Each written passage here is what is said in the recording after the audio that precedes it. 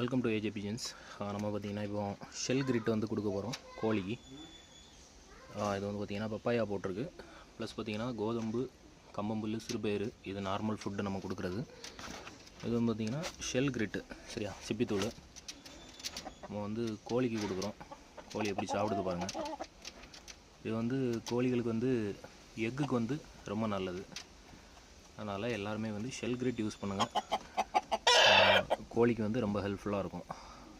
அது இல்லாமல் நம்ம இது மாதிரி கேஜில் வச்சு வளர்த்தக்கூடிய கோழிக்கு ரொம்ப யூஸ்ஃபுல்லாக இருக்கும். வெறும் ஷெல் கிரிட்டு தான் நம்மளோட ஷெல், ஓகேவா. வேறு எதுவுமே இதில் மிக்சிங் இல்லை, எக்ஷெல் அப்படி எதுவுமே மிக்சிங் இல்லை, சரியா. இப்போ நம்ம எக்ஷெல்லாம் போட்டோம் அப்படின்னா கோழி வந்து அதோட முட்டையே அது கொத்தி குடிக்கிறதுக்கு சான்ஸ் இருக்குது. இது வந்து வெறும் நம்மளோட ஷெல் கிரிட் மட்டும். நல்ல குவாலிட்டியான ஐட்டம் பாருங்கள், கோழி எப்படி விரும்பி சாப்பிடுது அப்படின்ட்டு. இது வந்து நம்ம வீட்டு பர்பஸ்க்காக வச்சுருக்கிற கோழி. இது நீங்கள் வந்து ஃபார்ம் பிஸ்னஸ் ஸ்டார்ட் பண்ணுறீங்க, உங்களுக்கு வந்து கோழி எக்கு வைக்குது, அந்த மாதிரிக்கு நீங்கள் மிக்ஸ் பண்ணி வைக்கணும்னு அவசியம் இல்லை. ஜஸ்ட் இந்த மாதிரி ஷெல் கிரிட் மட்டும் வச்சாலே போதும்.